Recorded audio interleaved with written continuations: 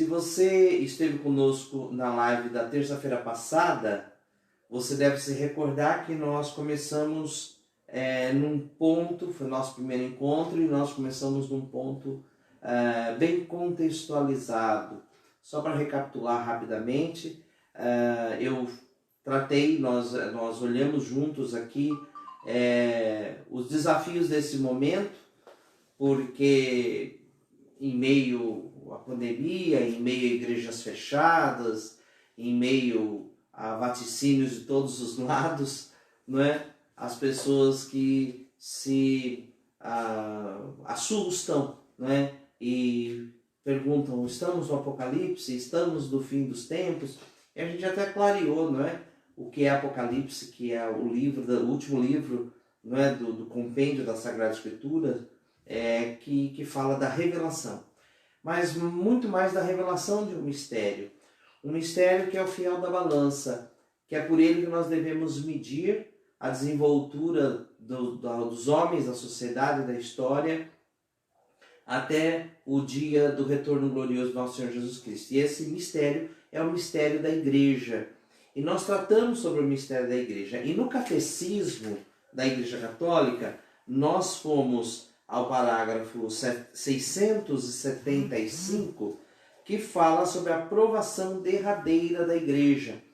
Porque é esse sinal sobre a igreja que diz em que momento da história nós estamos, quão perto estamos da volta de nosso Senhor Jesus Cristo. É certo que desde que ele subiu aos céus, começou uma contagem regressiva. E é certo que quanto mais o tempo passa, tanto mais próxima é a volta de nosso Senhor Jesus Cristo.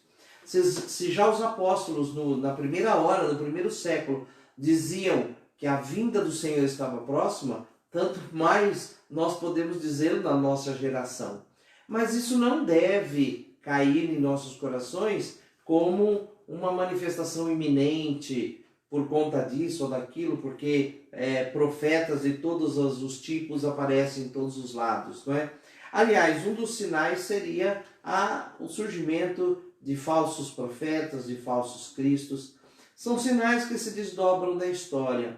Nós demos uma olhadinha lá no capítulo 6 do livro do Apocalipse, a revelação dos 4 cavaleiros do Apocalipse, o primeiro cavaleiro branco, que é Cristo reinante, glorioso, e concomitantemente com o seu reino, não é? Neste mundo, não o reino ainda perfeito, não o reino da glória, a igreja jamais disse que o reino de Deus já tinha se manifestado plenamente nesse mundo, mas reina por meio da igreja, reina na igreja, e a igreja é o reinado de Deus, e que de fato ocupou inclusive nesses 2 milênios cristãos, um milênio inteiro de domínio praticamente absoluto da fé cristã, que construiu toda a civilização ocidental, não é?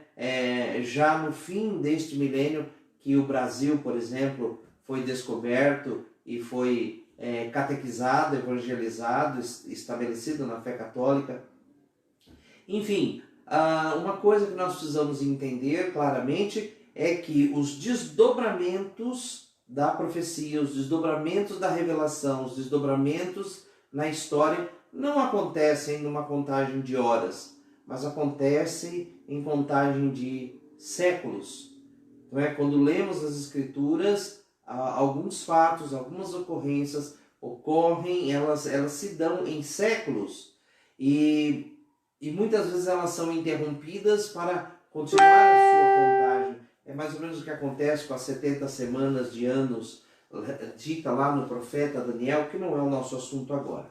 Mas eu quero voltar, portanto, para a gente trabalhar hoje, eu quero voltar ao parágrafo onde nós estávamos, porque nós nos detivemos bastante na primeira parte do parágrafo sobre esse mistério, né, da perseguição contra a igreja e da igreja que caminha, né, para essa aprovação derradeira.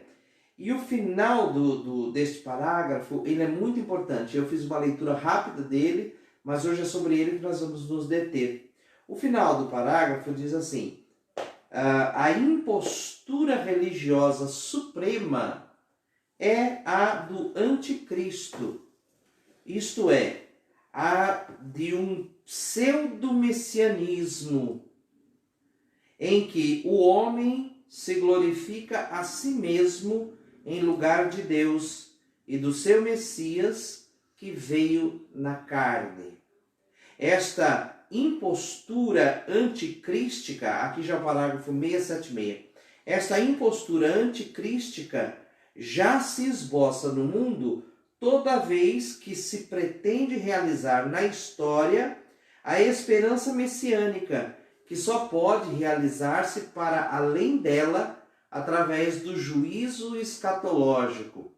Mesmo na sua forma mitigada, a Igreja rejeitou esta falsificação do reino vindouro sob o nome de milenarismo, sobretudo sob a forma política de um messianismo secularizado e intrinsecamente perverso.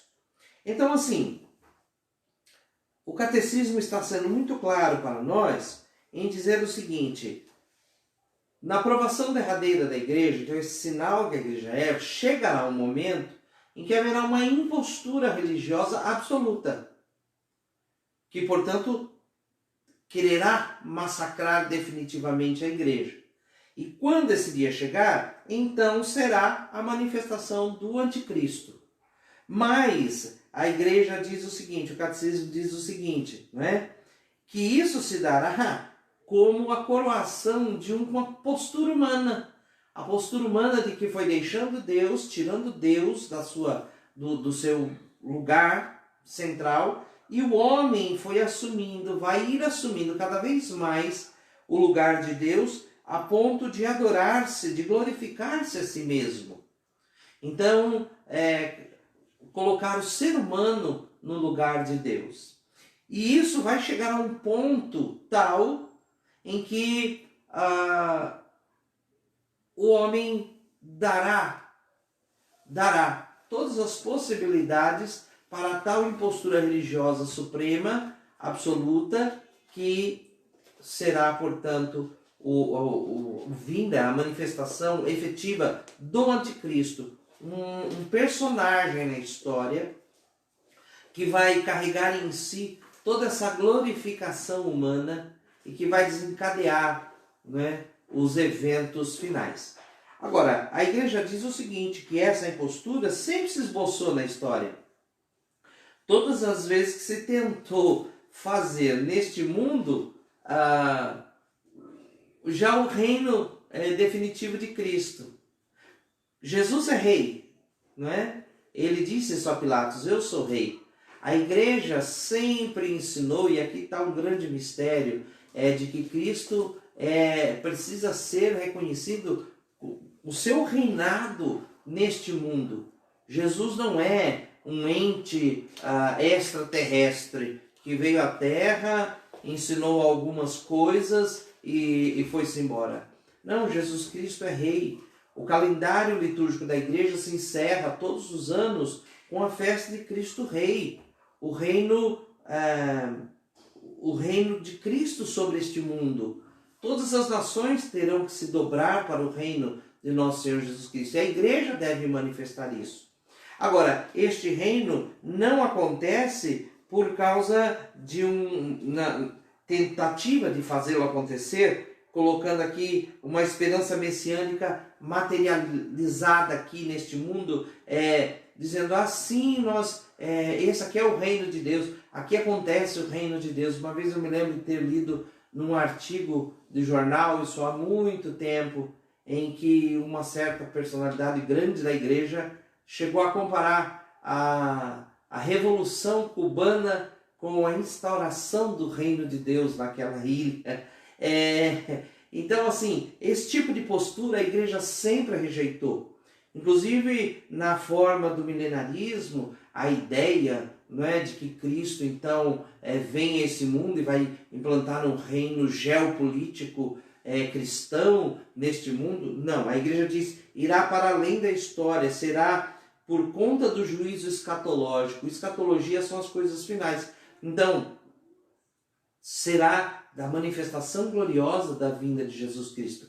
Não há aqui, vamos construir o reino de Deus. Expressões como essa que a gente ouve todo o tempo. O homem não pode construir o reino. O reino é um presente. O reino virá do céu, né? O máximo que o homem pode fazer é ser dócil para que o reinado de Deus aconteça no coração, na alma desse homem, preparando-o para viver como súdito no reino eterno, seja na glória do céu, seja nos novos céus e nova terra que se hão de manifestar de uma maneira desconhecida, de uma maneira escatológica.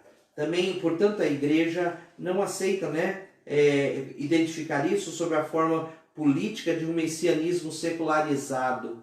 Sabe, por exemplo, hoje há correntes teológicas que veem Jesus como um revolucionário, ou uma ideia, ou uma inspiração. Jesus está vivo na ideia dos seus seguidores, no projeto de Deus, no plano dos idealizadores. Não, Jesus está vivo no reino dos céus, em corpo, alma e divindade.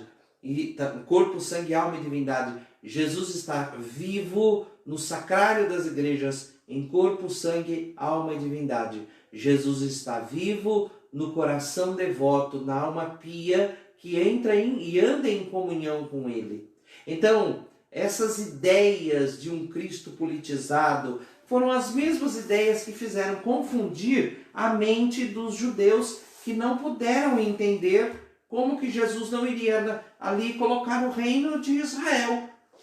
Os discípulos até pensaram isso, e o Senhor disse: não, vocês vão pregar. Isso é mistério, e esse mistério se manifestará ao seu tempo. A vocês eu dou o meu Espírito, sejam minhas testemunhas. Então, esta ideia materialista, sim, no sentido real do termo, em que as coisas se reduzem à matéria, porque se esses conceitos eles estivessem corretos, então nem Jesus Cristo, nosso Salvador, não teria ele ressuscitado em carne.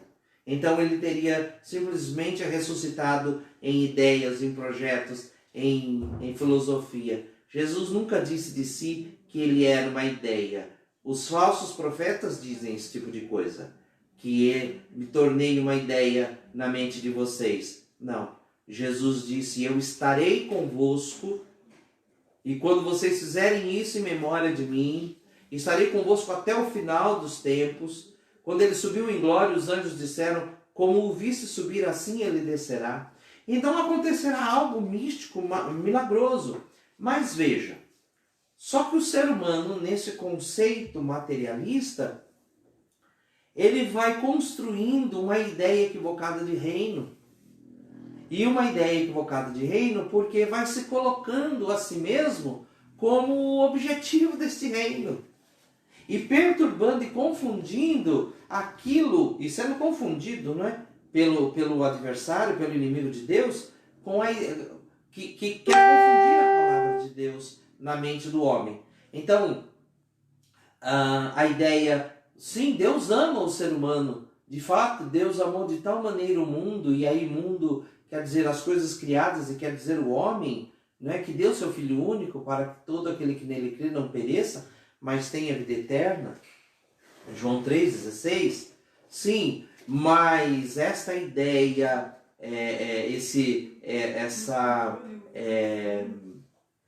essa ideia, antropologia cristã, essa ideia de como o cristianismo vê o homem e como o cristianismo entende a mensagem para o homem, de como a obra de Deus é para a edificação do ser humano, é a santificação do ser humano, a salvação do ser humano, não pode ser confundida com a ideia antropocêntrica, que é colocar o homem no centro.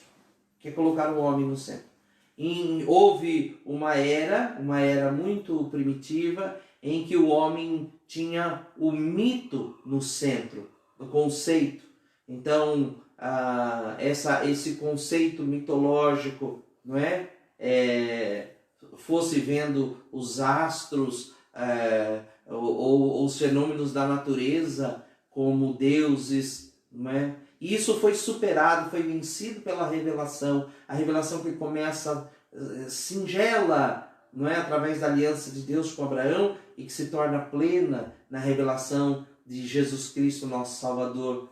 Deus está no centro. Isso a igreja apregoou sobre a face da terra, né? E assim se construíram as civilizações, né, do nosso mundo ocidental, principalmente. Né? Vemos no Brasil quantas e quantas cidades cuja primeira edificação central da cidade é a igreja. Uma maneira até de construir a cidade. Deus está no centro. A igreja com suas altas torres que apontam para o céu, dizendo a toda a cidade: nós não somos daqui, nós somos do alto, nós somos cidadãos do alto. Então Deus está no centro. A ideia teocêntrica, não mais o mito, mas Deus está no centro. Só que isso tem nos últimos 500 anos sido contestado e há uma mudança de paradigma nos homens. Com o avanço do conhecimento tecnológico científico, os homens começam a duvidar e a se colocarem no centro. E a humanidade, que foi deixando de ser teocêntrica para ser antropocêntrica, na verdade está se tornando egocêntrica. Porque Deus é um só, os homens são milhares. E quando todos querem ocupar o mesmo centro, nós temos a perturbação da ordem que está posta aí. Agora, esse negócio vai evoluir a tal ponto que o homem endeusará o homem absolutamente. E nesta hora, o anticristo se manifestará como homem, como pessoa. E isso é uma profecia das Escrituras. E é sobre essa personagem que eu quero falar hoje. Fazendo toda essa introdução, porque nós falamos do mistério da igreja, mas neste momento histórico que a igreja viverá, ou já principiou viver, haverá a hora deste personagem, o anticristo. E então, há uma passagem das Escrituras que é profundamente reveladora a respeito. E ela está na segunda epístola de São Paulo aos Tessalonicenses, no capítulo 2. Nós vamos ler os versos e depois eu quero ler com vocês e acompanhar e comentarmos, analisarmos, né, ou observarmos, melhor dizer, não há o que analisar, mas observar e aprender com os comentários de Santo Tomás de Aquino a respeito desta passagem. Então, segunda epístola aos Tessalonicenses, capítulo 2, versículos, nós vamos ver de 1 a 8, que diz assim. Eu vou ler na tradução da Ave Maria, que é a tradução, né, tirada da Vulgata, de onde Santo Tomás de Aquino também leu na Vulgata. Né? No que diz respeito à vinda de nosso Senhor Jesus Cristo e nossa reunião com Ele, rogamo-vos, irmãos, não vos deixeis facilmente perturbar o espírito e alarmar-vos, nem por alguma pretensa revelação, nem por palavra ou carta tidas como procedentes de nós, e que vos afirmassem estar iminente o dia do Senhor. Ninguém, de modo algum, vos engane, porque primeiro deve vir a apostasia, e deve manifestar-se o homem da iniquidade, o filho da perdição, o adversário, aquele que se levanta contra tudo o que é divino e sagrado, a ponto de tomar o lugar no templo de Deus e apresentar-se como se fosse Deus. Não vos lembrais de que vos dizia estas coisas quando estava ainda convosco? Agora sabeis perfeitamente que algo o detém, de modo que ele só se manifestará a seu tempo. Porque o mistério da iniquidade já está em ação, apenas esperando o desaparecimento daquele que o detém. Então o tal ímpio se manifestará, mas o Senhor Jesus o destruirá com o sopro de sua boca e o aniquilará com o resplendor de sua vinda. Que palavra reveladora, não é? Que mensagem que está aí. Santo Tomás de Aquino vai nos ajudar. Eu vou relendo aqui os versos e os comentários respectivos. Não é todo o comentário completo, algumas partes que eu tomei para que a gente possa aprender. Então, relendo, né, no verso 1 e ainda no verso 2, no que diz respeito à vinda de nosso Senhor Jesus Cristo, nossa reunião com Ele, rogamo-vos, irmãos, não vos deixeis facilmente perturbar o espírito e alarmar-vos, nem por alguma pretensa revelação, nem por palavra ou carta tidas como procedentes de nós, e que vos afirmassem estar iminente o dia do Senhor. Veja o que São Tomás de Aquino nos diz. Aqui, São Tomás de Aquino já falando, aqui anuncia, o apóstolo anuncia os perigos que correrá a igreja no tempo do anticristo. Então o apóstolo já está falando em tom profético futuro. E primeiro anuncia a verdade desses perigos futuros e exorta-os logo a permanecer na verdade.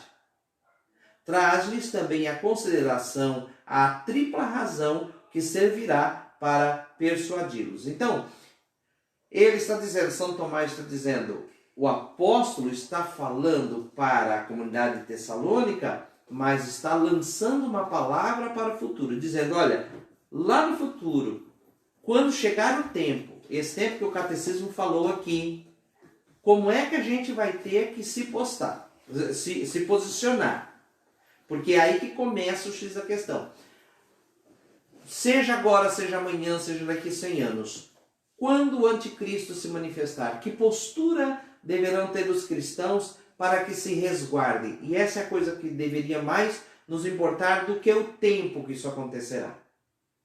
O tempo não nos compete a nós, mas que postura? E ele fala então de uma tripla razão. Ele apresenta as 3 razões. E ele diz, não é, relendo o que São Paulo escreveu, não abandoneis rapidamente vossos sentimentos, nem os assusteis com supostas revelações. Você viu ali em cima, não é? Ele dizendo assim, não vos deixeis facilmente perturbar o espírito e alarmar-vos nem por pretensa revelação e tal. Então São Tomás diz assim, dá de mão ao que poderia movê-los em especial e no geral, que nada os seduza. E é um seduzido ou enganado por uma falsa revelação, donde diz, com supostas revelações, ou pelo Espírito, isto é, se alguns disserem que o Espírito Santo revelou-lhe algo de encontro com a minha doutrina, não os aterrorizeis. São Tomás de Aquino está dizendo o seguinte, nós temos que permanecer firmes na sã doutrina. Aquele que tiver conhecimento da sã doutrina e estiver firme nela, na tradição que dela recebemos nos séculos, este não entrará em terror.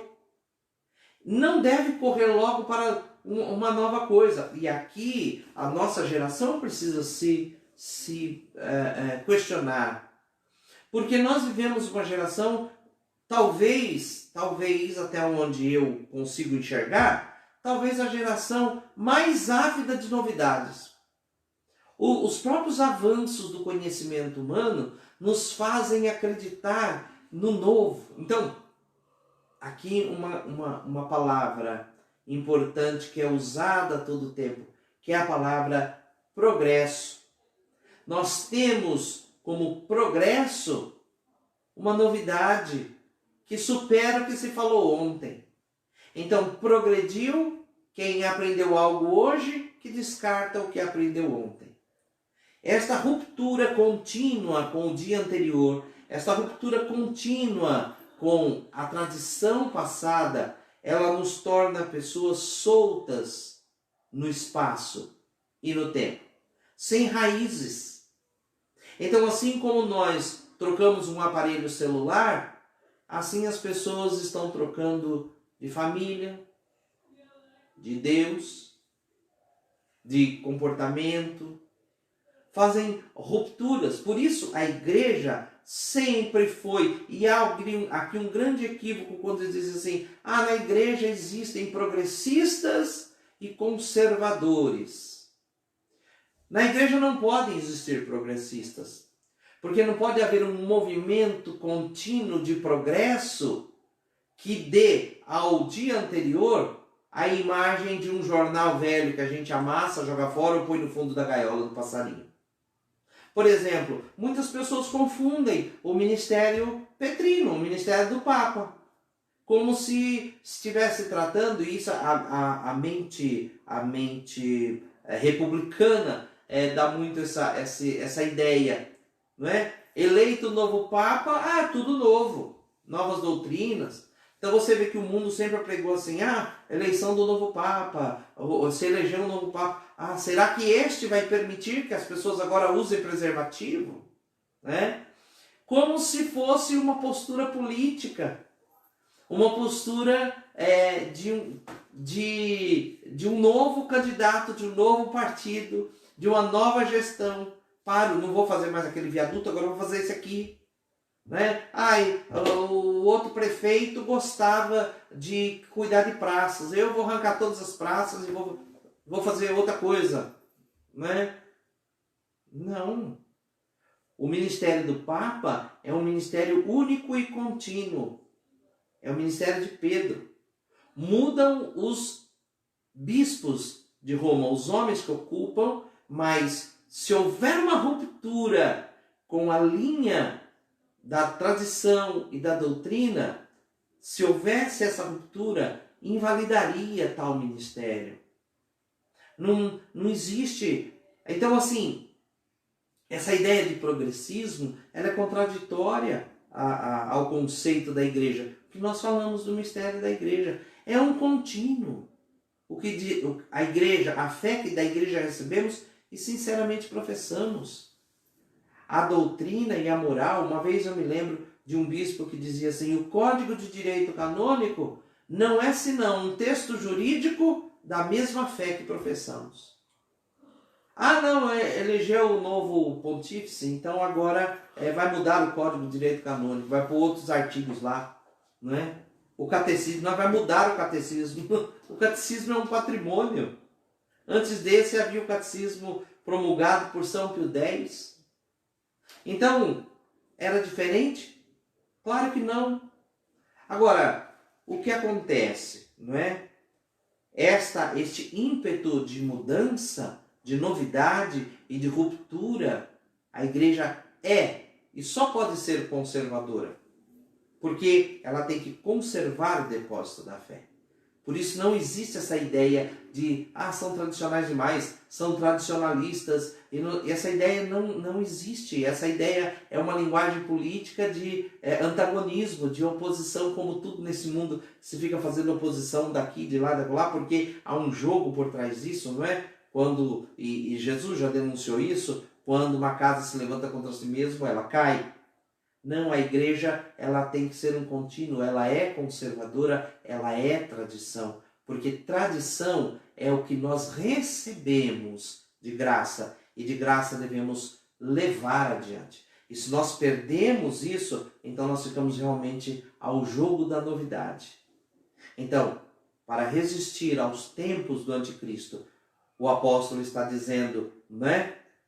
Não saia por aí, sabe? Não fique correndo, não se assuste com supostas revelações, não rompa com os vossos sentimentos, não abandone. Jesus disse, muitos virão dizendo, ele aqui, ele acolá, não saia da casa. E aquela casa que Jesus dizia, não era a casa onde você está agora. Agora estamos na época de falar, fique em casa. Não, a casa é a igreja. A igreja é construída sobre a rocha que é Cristo, e a rocha que é Pedro, e a rocha que é a sã doutrina. E se alguém contesta isso, seja ele o último batizado ou Deus os livre, o romano pontífice, perde a validade daquilo que ensina e daquilo que crê. Porque a força da nossa fé não está no nome de quem prega, está no nome de quem é pregado. E é no nome de Jesus. E se nós rompemos com essa tradição, por isso que eu estou fazendo esse caminho aqui, da gente estudar, chamamos de discipulado, de vir aqui para a sã doutrina e contextualizar.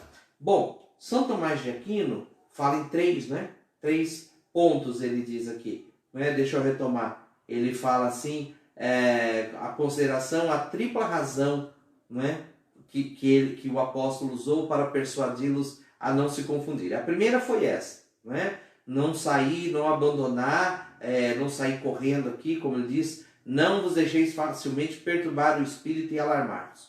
Mas ele diz uma segunda, não é? Por um raciocínio ou falsa exposição da Escritura. Por isso diz, com certos discursos, em que o que ele se refere? Deixar-se alarmar, nem por alguma pretensa revelação, nem por palavra ou cartas tidas como procedentes de nós. Então veja só, ele cita isso para dizer o seguinte, não é? Este raciocínio, esses raciocínios novos. Mas agora se entende assim, agora existe uma nova. É bonito, né? Os doutores gostam de falar bonito, né? Então, agora existe uma nova hermenêutica. Agora nós avançamos. Já é um conceito herético dizer que a igreja está descobrindo a sua fé. A igreja recebeu a fé inteira do Senhor. Inteira. É por isso que o próprio Papa Pio XII, em decreto próprio, disse que a teologia deveria continuar colada em Santo Agostinho e Santo Tomás de Aquino. Porque isso é o que da igreja recebemos. Não, mas hoje nós precisamos desenvolver uma mentalidade mais contextualizada ao nosso tempo. E os jogos de palavras, eles são bastante encantadores e até perturbadores. Não é?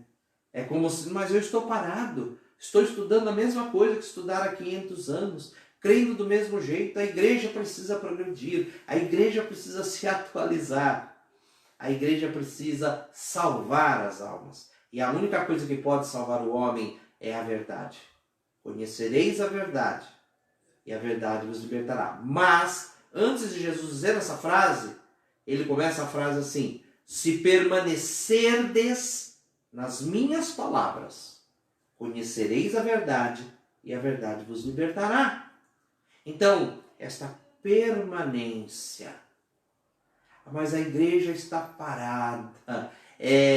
Os monges cartuchos possuem um brasão, um símbolo da ordem cartucha, que é magnífico, que é um globo e encimado por uma cruz. E o símbolo significa o seguinte: o mundo gira, a cruz permanece imóvel. Cristo é o mesmo, ontem, hoje e por toda a eternidade. Se vamos ao sopro de novidades, de doutrina, é aí que se cairá nos conceitos do anticristo. E aí, amados irmãos, nós temos que ser bastante sinceros. A nossa geração corre um risco gravíssimo. Porque é uma geração muito egocêntrica, é uma geração que de antropocentrismo pulou rapidamente para o egocentrismo, é uma geração hedonista, que é o quê? Querer o prazer pelo prazer, é uma geração materialista. A maioria acredita só nas coisas deste mundo e para este mundo, inclusive traduzem a religião para os bens só deste mundo. Não é? É uma geração permissivista, porque é permissiva à vontade, contanto que os homens tenham prazer, contanto que os homens tenham... como as pessoas dizem, eu ia ali naquela igreja, deixei de ir, né? Não me sinto melhor, não me sinto tão bem. Sente, né? É uma sensibilidade, né? Uma sensualidade. Então, é uma geração, a nossa, perigosa. Perigosa. Se não é a geração da manifestação do anticristo, mas olha, podemos dizer que estamos bem adiantados neste curso de idiotice coletiva, desculpa dizer assim. Como grandes massas, não é? Que vamos assim a esse gosto e esperando soluções para este mundo que nos contentem, né? A vinda do anticristo será como quando Moisés subiu o monte para buscar as tábuas da lei e, tendo demorado 40 dias, o povo se cansou e convenceu Arão, que era o sumo sacerdote, e Arão fez para eles um bezerro de ouro com os ouros deles, e eles adoraram o bezerro, e Moisés desceu, e a terra rachou, e Deus rompeu, e depois a aliança, e refez novamente as tábuas do mandamento, e ali uma parte se perdeu. Ora, é mais ou menos a mesma coisa. Vivemos dias assim, essa pressão contínua, que a igreja tem que mudar, e aí falam em mudanças de prática pastoral, como se a prática pastoral ela estivesse dissociada da sã doutrina, não é?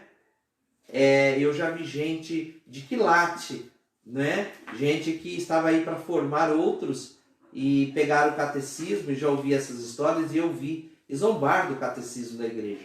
E jogaram o catecismo na lata do lixo dentro de uma sala de teologia, dando aula para seminarista.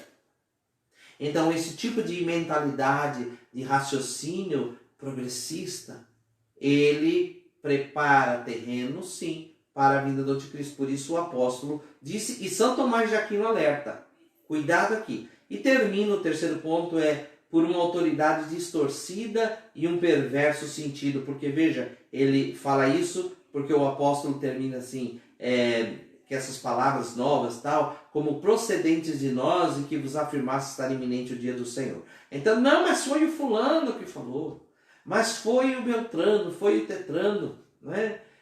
É purpurado, é isso ou é aquilo. Então, naquele tempo, no tempo da vinda do anticristo, muito disso acontecerá, ou talvez esteja acontecendo.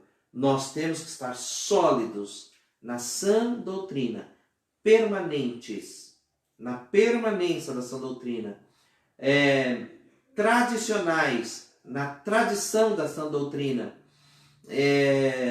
católicos, no sentido absoluto do termo, não é? Com a fé católica, não é? Enfim, o que recebemos e o que agora devemos professar. São Tomás de Aquino continua, e continuando a leitura, o verso 3, o começo do verso 3 diz assim: ninguém de modo algum vos engane, porque primeiro deve vir a apostasia. E aí São Tomás de Aquino diz assim: ou entenda-se a apostasia ou separação do Império Romano. Veja o raciocínio de São Tomás de Aquino que ele nos ensina. Ao que todo o mundo estava submetido. Quando o apóstolo usou essa expressão apostasia, a palavra apostasia tinha esse contexto, separar-se do Império Romano. Primeiro virá esta separação. Então São Tomás diz, segundo Santo Agostinho, São Tomás citando Santo Agostinho, segundo Santo Agostinho, figura sua era a figura de Daniel, em cujo capítulo 2 se nomeiam 4 reinos. Lá no capítulo 2 de Daniel, ele fala em 4 reinos, os quais terminariam no acontecimento da vinda de Cristo. E que isto era um sinal, a propósito, porque a firmeza e a estabilidade do Império Romano estava ordenada a que, debaixo de sua sombra e senhorio, se ensinasse por todo o mundo a fé cristã. Ou seja, na divina providência, Deus estabeleceu que sob os cuidados do Império Romano, a fé cristã se esparramasse para o mundo todo. Bom, Santo Agostinho diz assim, lá no livro de Daniel, no capítulo 2, ele fala de 4 reinos. E ele diz que o 4º reino terminará com a vinda de Cristo. E esse 4º reino na profecia de Daniel é o Império Romano. Então, ele diz, a apostasia será quando houver a ruptura. Primeiro terá que romper com o Império Romano, para que então venha o anticristo, se manifeste o anticristo. Aí Santo Tomás de Aquino completa. Mas como pode ser isto? Sendo já passado muitos séculos, desde que os gentios se apartaram do Império Romano, e isso não obstante, não havia vindo ainda o anticristo. Digamos que o Império Romano ainda segue em pé, mas mudada sua condição de temporal em espiritual, como disse o Papa São Leão, em um sermão sobre os apóstolos. Por conseguinte, a separação do Império Romano há de estender-se não só na ordem temporal, senão também na espiritual, e a saber, a fé católica da Igreja Romana. Então, Santo Tomás de Aquino, apoiado no gigante Santo Agostinho, está nos dizendo que a palavra usada pelo apóstolo, apostasia, separação do Império Romano, não quer dizer separação do Império Romano material, físico, até porque esse Império Romano físico e material já se diluiu. Mas o Império Romano, em ordem espiritual, permaneceu na Santa Igreja Romana, que é a Igreja Católica. E ele diz, chegará o momento em que haverá uma ruptura de fé neste Império Romano espiritual. Então, a apostasia, haverá uma separação deste Império Romano. Uma negação dele. O Papa Pio XII disse, ouço à minha volta muitos burburinhos em que muitos planejam que devemos abandonar e nos envergonhar, aqui vou eu dizer nas minhas palavras, abandonar e nos envergonhar de tudo que é católico e que deverá ser destruído. Pio XII disse isso. Papa Pio XII foi chamado ao céu no ano de 1958. E nós devemos acautelar, porque Nossa Senhora, aparecendo em Fátima em 1917, disse segredos aos pastorinhos. E a irmã Lúcia, né, que guardou o segredo e o levou adiante, entregou a Pio XII, que tensionava trazê-lo em revelação, os anais da história dizem, né, isso comprovadamente, que a irmã Lúcia disse, Nossa Senhora pediu que ele fosse publicado do que chegasse primeiro, não é? Ou 1960, não é? Ou então já a publicação do artigo, do segredo, e ela disse, então ficará claro. Não é? Nós vivemos uma mudança radical de fato, não é? E nós não estamos contestando mudanças ou ajustes, não é? Ou atitudes pastorais na igreja. Não. O que eu estou dizendo é que de fato nós vivemos tempos de grande turbulência. E este conceito da igreja, não é? Como a continuadora, mantenedora espiritual do Império Romano. Então, se a apostasia é a ruptura com isso, que tempos nós vivemos? Bom, São Tomás ainda diz, e isto é um sinal muito a propósito, porque assim como Cristo veio quando o Império Romano assenhoreava sobre todas as nações, assim pelo contrário, o sinal do anticristo é a separação dele ou apostasia. Quando a igreja já não for senhora sobre todas as nações.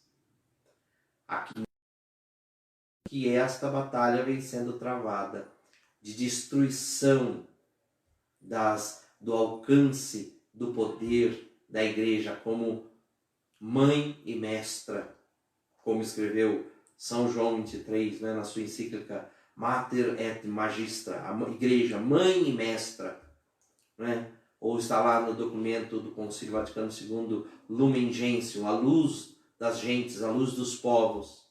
A igreja é esta luz que vem sendo ofuscada, eclipsada, retirada, não é? E que o pontífice romano, não é? Já não é mais o baluarte, não é? De toda a civilização. Então, há uma desconstrução. E Santo Tomás de Aquino diz, ela está prevista, essa desconstrução, aqui na carta aos Tessalonicenses, quando fala da apostasia. Então, a apostasia não é simplesmente abandonar a fé, é abandonar toda uma disposição para a propagação da fé. Bom, e aí ele então, retomando aqui o texto, não é, do apóstolo, diz, completando o versículo, e deve manifestar-se o homem da iniquidade, o filho da perdição. Então, São Tomás diz, pois, primeiro virá a apostasia, e então se deixará ver. Quando tivermos esta geração tão disposta à novidade, quando tivermos esta geração em que a igreja, como império romano para sustentáculo da fé, estiver fragmentada e a apostasia estabelecida, então deixará ver, ou seja, se encarnará o anticristo. Nesta época em que os homens adoram tanto a si mesmos, não é? E clamam por um reino neste mundo, e por um Deus nesse mundo, como os hebreus alucinados clamaram, dizendo que Moisés demorava. Alguns dizem, Jesus não voltará, demora muito, façamos nós o reino aqui na terra. Como alguém disse certa feita de maneira completamente equivocada, que a igreja não é o que Deus queria, é o melhor que a gente conseguiu dar para Deus. Quer dizer, esses tipos de conceito, né, que são completamente equivocados, e mais do que equivocados, são heréticos. Não é? Esses conceitos foi o que fizeram os hebreus clamarem por um Deus e darem seu ouro particular para fazer um bezerro para si. Como os homens de hoje dão de si mesmos, da sua auto-idolatria, não é? Para fazer um Deus que se encarnará numa figura política e religiosa, que será o anticristo. Agora veja, Santo Tomás diz, e chama-se o homem do pecado e filho da perdição, segundo a glosa, porque assim como em Cristo abundou a plenitude da virtude, assim também no anticristo a multidão de todos os pecados. E assim como Cristo é melhor que todos os santos, assim o anticristo pior que todos os maus. Imagine que figura será esta. Será pior que todos os maus. Talvez sob o reino do anticristo, Hitler parecerá uma brincadeira de criança. Né? Por isso se chama homem do pecado, porque ele todo, dos pés à cabeça, será um puro pecado. Olha o que São Tomás de Aquino está nos dizendo.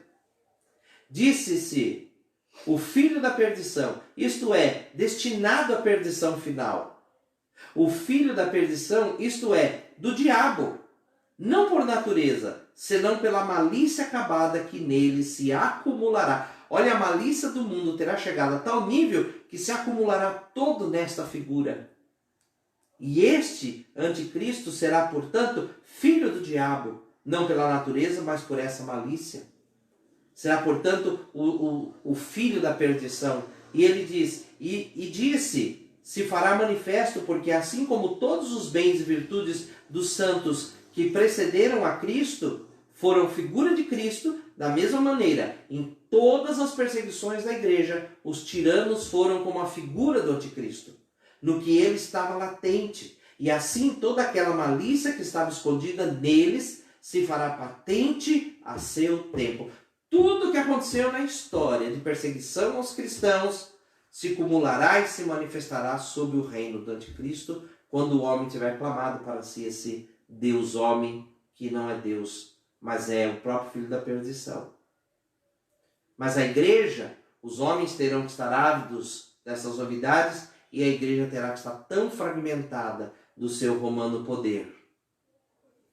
Bom, continuando o texto do apóstolo Paulo, o adversário, aquele que se levanta contra tudo que é divino e sagrado, a ponto de tomar lugar no templo de Deus e apresentar-se como se fosse Deus. Não vos lembrais de que vos dizia essas coisas quando estava ainda convosco? Então Santo Tomás comenta, assim mesmo pronuncia sua futura culpa, que descreve, demonstra e indica a sua causa, e diz que não anuncia nenhuma doutrina nova. Então ele não virá dizendo uma doutrina nova, mas ele se apoiará no que há para enganar. Dá também um sinal dessa culpa, que é duplo, a saber, a oposição contra Deus e o preferir-se a Cristo, querendo colocar-se no lugar de Cristo, e talvez isso arrogando que Cristo foi o derrotado, e pondo-se como então o vencedor, que Cristo não deu tudo o que era necessário e que era possível. Sinal de sua culpa é o que diz Santo Tomás, dizendo, até chegar a pôr seu assento no templo de Deus. Pois a soberba do anticristo, a vantagem e muito a de todos os que lhe precederam. Que ser soberbo será esse, que quererá sentar no templo de Deus? Então Santo Agostinho diz assim: mas em que templo?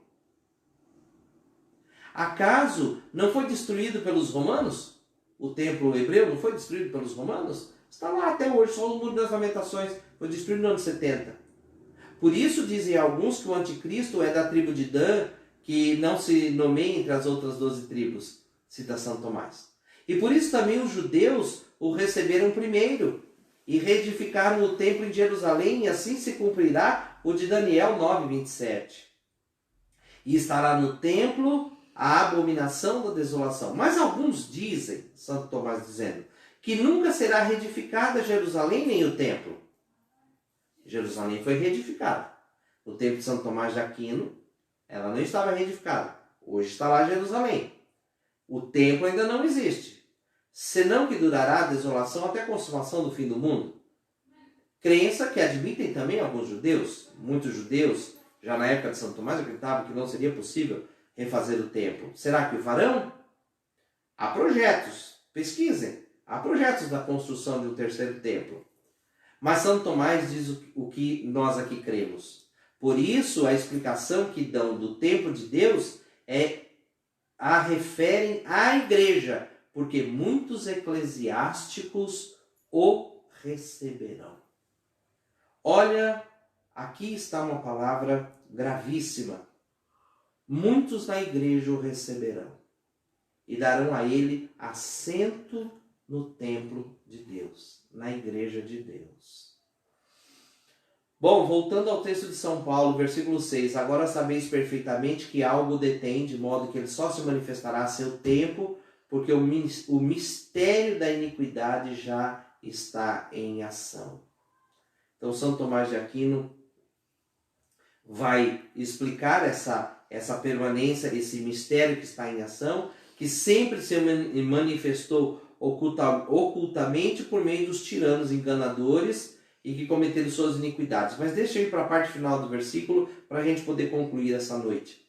Apenas esperando o desaparecimento daquele que o detém. E aqui, esse daquele, no texto original em grego, é uma palavra, katerron, uma palavra grega, katerron, que significa esta palavra, né? Nós vamos chegar nela. São Tomás diz: até que haja tirado do meio, isto é, a reunião revoltosa dos maus, se separe dos bons e se ponha à parte, como se fará na perseguição do anticristo.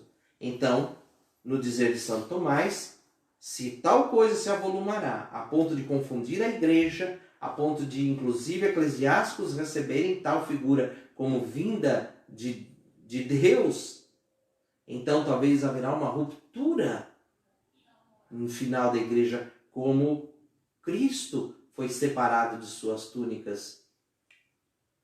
E uma parte lhe será tirada. E este cisma final, esta ruptura. Mas então, eu quero concluir aqui com esse termo, katerron, que é o obstáculo. A tradução mais exata é isso, obstáculo. Ou aquele ou alguém que detém a chegada do anticristo. Então chegará um momento em que a apostasia será tão forte, em que os homens clamarão tanto por esse falso Deus, que haverá uma ruptura na própria igreja. E aí neste momento, então, será retirado o obstáculo, o katerron. O teólogo católico José Alberto Vilassana Munguia, ele tem uma explanação muito boa a esse respeito. E aí fica uma pergunta: quem é o que o detém? O papado? O último papa legítimo? Ele será tirado para dar lugar a este. Então, irmãos, voltamos ao ponto onde partimos a semana passada. Voltamos ao mistério da igreja. O anticristo ainda não se manifestou porque a igreja ainda não chegou neste ponto. Por isso nós temos que voltar os nossos olhos para a nossa fé, permanecermos firmes na solidez de sempre, na rocha firme da sã doutrina da salvação, da tradição da fé, da Santa Igreja Católica Apostólica Romana, do primado de Pedro, né? do Papa como continuidade de fé e não como apregoador de novidades, e nos determos nisso com toda a nossa alma, porque se a nossa geração for aqui terá a tristeza de ver tais coisas, nós saberemos de que lado devemos ficar. Porque assim como Moisés desceu do monte, Jesus descerá do céu e fará a separação entre os cabritos e os cordeiros. Romperá com o anticristo e dará a vitória ao seu povo e então o seu reino escatológico, como ele prometeu. Peçamos esta graça a Deus nosso Senhor, que o Senhor nos dê esta graça de continuarmos firmes na fé, de continuarmos sólidos na fé, firmes na esperança e ativos na caridade, no amor a Deus sobre todas as coisas e no amor ao próximo por amor de Deus. Bendito seja o teu nome, Senhor. Santo Tomás de Aquino e Santo Agostinho de Hipona, rogai por nós. Em nome do Pai, do Filho, do Espírito Santo. Amém. Foi muito bom estar com vocês nessa live. A gente continua andando e terça que vem a gente vai voltar, com a graça de Deus, às 20 horas do horário de Brasília, para dar continuidade nesse processo que estamos fazendo de discipulado. Esta semana é Semana Santa. Quinta-feira agora é uma ocasião litúrgica muito especial, apesar de estarmos tomando parte nas liturgias à distância, né? Pela internet, pela televisão. Mas é a quinta-feira de lava-pés. Por essa razão, nós, a comunidade de Fanuel, não faremos o grupo de oração na quinta-feira, mas será amanhã, quarta-feira, às 20 horas, o nosso grupo de oração numa live aqui pelo Facebook. Você deve curtir, compartilhar, aí, @Rosto de Deus, que é a nossa fanpage, a nossa página aqui, né, no Facebook. Também você pode ir lá no YouTube e você nos procurar lá, o nosso canal no YouTube, se inscrever no canal. Quando a gente chegar a 1000 inscritos, a gente vai começar a fazer lives por lá e vai ser uma bênção grande. E no próximo domingo, a Santa Missa, né, às 18h30, que será a missa de Páscoa, né, celebrada aí pelo Padre José Henrique do Carmo, às 18h30. A gente se encontra. Amém? Não se esqueça, todos os dias, às 3 horas da tarde, o terço da misericórdia. Reze conosco por 10 ou 15 minutinhos, clamando a misericórdia de Deus. Nós sairemos dessa, porque o Senhor tem muita graça para todos nós. Deus abençoe, a paz de Jesus e o amor de Maria.